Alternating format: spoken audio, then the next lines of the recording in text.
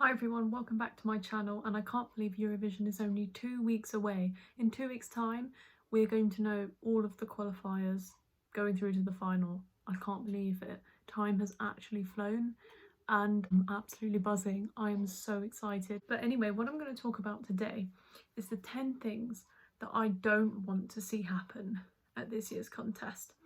This is my own opinion. I personally think these are things that maybe a lot of people share in terms of what I think, because they're quite general. But let me know what you think in the comments, because I love to know what you think. Number 1, I don't want to see a contest that is over 4 hours long. Eurovision 2019 was ridiculously long. It went on for way too long, to the point where it was like nearly 1 o'clock in the morning. I was tired, and at that point I was like, just tell me who's won. And you had the presenter who was basically going, how many points did they get, how many points did they get, and we're like, just freaking tell us, mate. And the reason why it was so long is because obviously we had that ghastly interval act, which was Madonna. Don't get me wrong, Madonna is great recorded, not live. Sorry, not sorry. Oh, baby, no, baby, no. But yeah, that was dreadful, and it just dragged the whole thing out to proportions greater than you could imagine. It was just ridiculous. And I personally, this year, I do not want to see a contest go over 4 hours. 3 hours 45 maximum. You're going to lose your audience. And think about the people living in time zones that are much further away from Greenwich Mean Time, British summertime. They're going to be up at like 5 in the morning. So let's just cross our fingers and hope this is not going to be dragged out.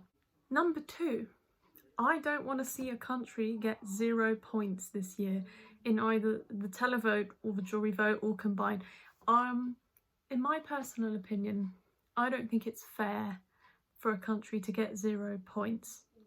I think every piece of music at a push is good. Beauty is in the eye of the beholder, if you think about it. And giving a country 0 points is not a deliberate act, because sometimes they might come 11th or 12th in the jury or televote, and that means they don't get any points. A la Jessica Malta in 2018, who didn't get very many points because she was 11th and 12th in the televote a lot. Doesn't make her song bad.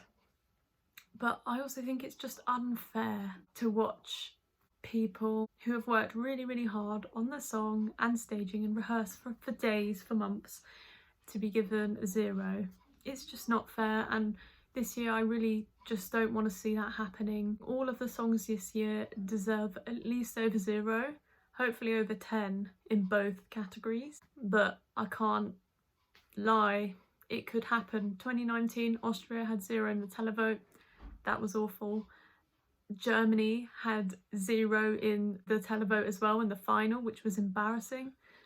And then Israel also had 0 points after the correction in the jury vote. So I just don't think it's a good reflection on rating people's music. 0 points, it's not a good reflection. Number 3, which kind of segues quite nicely into this point, unfair camera angles. And when I say this, I mean, for instance, when Michaela Patch was given 20 points in the public vote in 2019, they showed her reaction. And that was, I'm sorry, that was so mean. And I'm not here for that. That's so mean. And I think, I'm guessing behind the scenes, what happened is they were setting up a bunch of cameras outside the different delegations where they were sitting, which maybe gave particularly the Maltese delegation some sort of false sense of security, that they did quite well in the public vote, when actually it was the other way round. The cameras were there to film her flop. And it's the same with Germany. Apparently sisters went to the bathroom so that they didn't have to appear on screen when they got the 0 points, because they just sensed they were being set up for humiliation. And I'm sorry, that's not what Eurovision is about. It's not to humiliate the cast and the acts.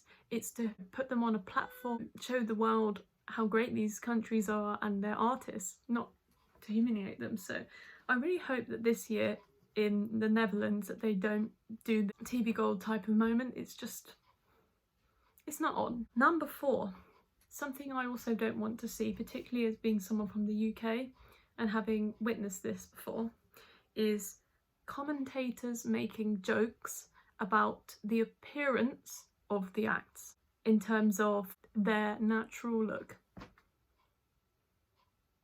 It's heartbreaking to hear, for instance, Graham Norton, who I deeply respect and admire. A couple of years ago, when Knez from Montenegro was about to perform in the grand final, Graham Norton made a sly kind of dig at Knez's looks in terms of his potential Botox or work that was done on his face, and it was a cheap shot in my opinion. It just wasn't needed, and it also just discredits the act, because he said, "Oh, I wonder where all the Botox has gone in Montenegro. Maybe you'll find out," something like that, and then the camera just goes straight to Knez and then he starts performing. Inappropriate! And then of course the audience is thinking about his looks rather than the fact that his song was great and the performance was stunning and his voice was amazing. No one was thinking about that because they were thinking about what Graham Norton has said. And I'm sorry, I'm not going to watch Eurovision to hear people take the piss out of people's looks. That's not on, and I don't want to see that this year, and I'm praying that this doesn't happen to Serbia this year, because I know that they are very done up, gorgeous looking, and I'm just imagining that maybe Graham Norton, knowing that he's taken the piss out of people's work done on their face, might make a comment about Ivana or Sanya. You know, I don't want that to happen. So my fingers are crossed there.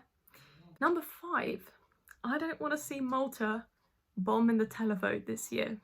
Malta have come out this year with Destiny, and her song is called Jamakas. It's currently number 1 in the betting odds. I have never in my lifetime seen Malta so high up before and have this much of a chance of winning. The problem is they've struggled in the televote so badly in the past couple of years. It's always quite a decent jury vote coming in, top 10, televote, bottom 5, bam, they lose their top 10 position. And this year, this is the year that they just need to do well in the public vote, and I really hope that people appreciate and love Destiny. But I'm very biased here because, of course, as some of you may know, I am partly Maltese and I really want to see a Maltese victory this year.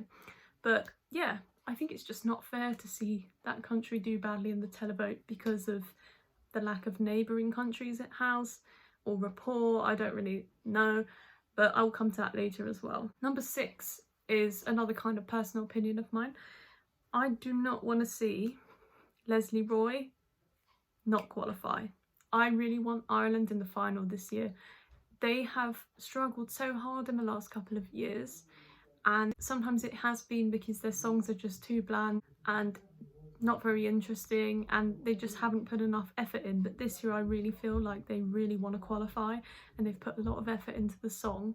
It's clear to me that Lesley has written a more sophisticated entry this year. It has a great melody, the verses and the pre-chorus are beautiful. The chorus isn't my favourite part, but I think it's still good. I really want to see this qualify because, yeah, I've missed Ireland in the final, and I think, you know, once upon a time they were amazing and I really want to see them go back to that. Number 7, slightly similar to my point number 6. I don't want to see the UK in the bottom 5 this year. Everybody knows that the UK is shite at Eurovision in the past couple of years, but they seem to have turned a corner through the BBC's partnership with BMG Records and their internal selection of James Newman, who is an accomplished songwriter, an incredible singer, and is a Brit Award winner. That's incredible. He's extremely deserving of a place higher than 20th. I really hope that he does well, because what that will do, and I don't want to go down this road, but it proves to me that this year, okay, we've sent a 7 out of 10 song. This should be getting some points. It should be getting some traction. Professional juries should spot this and give it love because it deserves it, and it's a good song. It has a very British identity about it. When you hear the song, you can just tell that this is a British song. It's classy, it's full of life, and if this comes in the bottom 5, it just makes the mood in the UK become so much more sour towards Eurovision than it should be. I really would love to see James Newman do better than a bottom 5 this year. Number 8. Bit controversial here. Two kind of parts to this one. I don't want to see Russia getting booed this year, nor do I want to see Malaysia get sabotaged by her delegation. So the past couple of years, I have to admit, yes, Russia is controversial in the contest for many reasons. I'm not going to speak about those, but they do get booed a lot. And I personally found it unfair in this way, shape and form. Because, for instance, with the televote sisters, I hope I've pronounced that correctly, they went on that stage and they delivered and they did a good performance, and it's not their fault that their country has some controversies. Televote sisters did nothing wrong. They got booed so badly that that would have affected my mental health if that was me. And it's not fair to boo people. I know people were trying to send a message straight to the Kremlin there. It doesn't work like that, guys. Don't do it. And especially with Manisha this year, who is somebody that's more quote unquote woke from Russia. She's, you know, an LGBT rights activist, a feminist, and her song is about female empowerment, and she talks about the things she's faced as being a Russian woman, being told that she needs to have kids or to lose weight or to wear something longer, wear something shorter, that kind of thing. And that doesn't deserve to be booed. This is a step in the right direction for Russia. I know a lot of the Russians don't see it that way, but we shouldn't boo them. And equally, the Russian delegation shouldn't sabotage Manisha because she deserves a chance here. She's a great artist, a great singer. Her live performance at the pre-party was so phenomenal when they did the tattoo cover and then segued that into Russian Woman. It was so good. It's got so many views on YouTube already, and yeah, I really don't want to see that happen, and I'm hoping that the audience that is in the arena respect her. So number 9, I do not want to see technical mess ups a la 2019 with Victor Crone, who worked so hard on his staging for the cameraman to pan out and forget to switch the monitor to the other camera, and you just see the guy on stage, the cameraman on stage, and it just cheapened it, and he ended up not doing as well as he probably could have. And it's the same with the jury show with Norway, where a camera was caught on camera pivoting around one of the members of Kino, I think Alexandra. Not fair, and that could have affected their jury result that year. So I don't want to see technical mishaps. These things should be pre-planned, rehearsed to the T, and this shouldn't be happening. There shouldn't be mistakes on the live show. Of course there's mistakes with vocal, maybe somebody might get a bit ill, I don't know, but camera mistakes, it's just, that is, leave that in 20 years ago, mate. This should not be happening. Let's hope that this doesn't happen this year either. And number 10, I do not want to see political or tactical voting from the juries or the public this year. We all know that the Azerbaijani jury members put Armenia last and vice versa. Serbia gave 12 points to Montenegro's D-Mol in 2019, which was an utter embarrassment. Cut the cameras. Dead ass. What the hell was that? And of course the Greece and Cyprus fiasco. This should not be happening in 2021. I don't want to see this. I mean, this is wishful thinking because we all know that this probably will happen. But I can put my hand on my heart and say I do not want to see this happening this year. No, it should not be happening. I really want to see jury members appreciating music for being music and not, oh, I like the song, but oh, because this person is from such and such country, no, I'm not going to put that in my top 10. Or somebody at home watching the show and then picking up the phone and then thinking twice about voting for the UK, or thinking twice about voting for another country because, oh, I don't know, because of the vaccine, for instance, or because of Prince Philip. I don't know, guys. It's just, people should vote with their heart and how they feel about a song rather than the country, because the artist that's on the stage is not the government of that country.